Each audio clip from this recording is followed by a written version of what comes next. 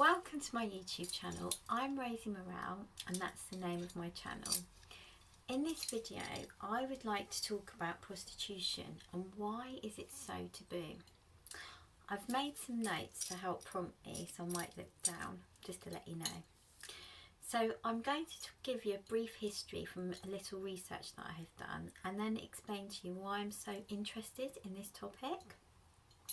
So back in ancient times, Egypt, Israel, Rome and Greece, it was thought that prostitutes were known as high priestesses, and they were seen as highly empowered women doing a highly valuable job, and it was a very important service back in those days. There were temples, or what we would now call brothels, where men would go and pay women for sacred sex, and it was actually very nurturing for them, and it was like an essential part of the society back then. You may wonder why I am so interested in this topic. As I've mentioned before, I'm a therapist and over the last year and a half or so I have been working with over 250 men with sexually related issues. There is a significant portion of those men that have sex addiction, and there are a few of my clients who see escorts or prostitutes for sex regularly, and some of them see them behind their wives or partners' back. One of my clients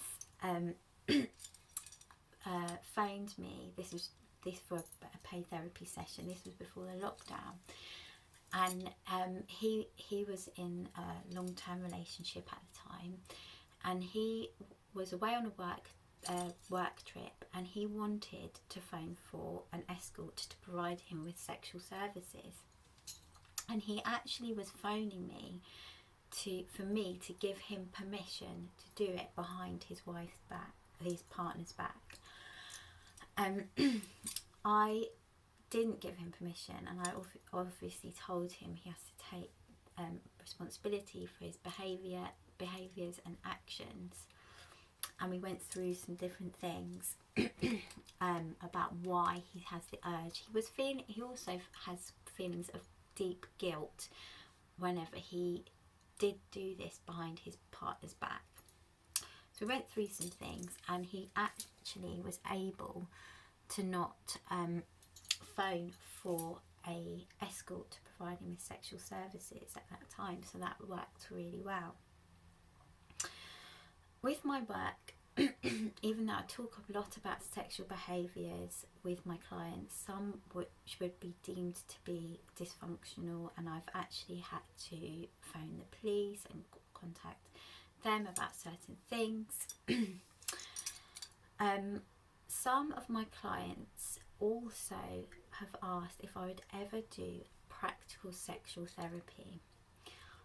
I have felt that I couldn't do that because of the stigma attached to it, even though when I do Reiki and channeling, when I connect with people at that level, I feel like I'm having a deep, intimate experience, whether it's male or female.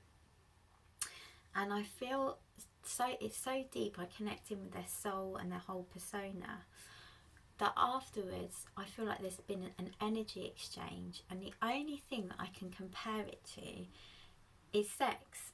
It is that intimate for me. And in fact, some of my clients, I literally feel I can see energy blockages around their organs and sometimes their genitalia, and I feel like I'm blocking them sexually, but I couldn't do it because of the stigma attached to that type of work in our current society. So from the little reading I have done, the stigma possibly began in biblical times, in the Old Testament regarding selling sex. So there was a group of highly influential women called the Hitari, who were well educated, highly successful, and had a lot of power, and they were prostitutes.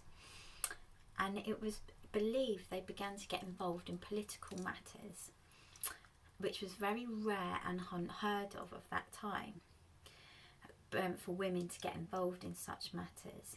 And unfortunately, according to this book, which is called Sex and History, which I'm reading, they chose to cause havoc with the current political status and views of the time, which meant it would cause a lot of problems for the Roman Empire. Could this be the reason why prostitution has so much stigma attached, to stop women gaining so much power around sex? I've also looked, so back in the 1161, King Henry II in Britain, he realised that he didn't really sort of advocate it, but he thought something needed to be done with it. So he brought through a mandate that protected prostitutes and ordered weekly inspections of brothels, and so that the law was there to help prostitutes and clients feel safe. And then in 1358, the Great Council of Venice declared prostitution to be absolutely indispensable to the world. And the government funded brothels which were established in major cities throughout the 14th and 15th century. And that was in Italy, if I didn't say that. So history goes back and forth with prostitution being highly valued to then being very low.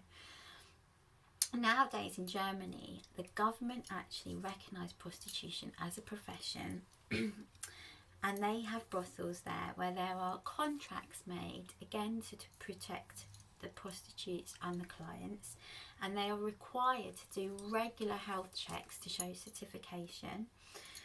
I feel this is a really positive way to go. Sex is essential for our survival of the species. So, and some people may not want to be in relationships, but they may want to have sex and want to feel safe with the person they're having sex with, and not just want to have one night stands with people where it's not regulated or any safeguards or protection is put in place. I just find it interesting how society has changed throughout the history.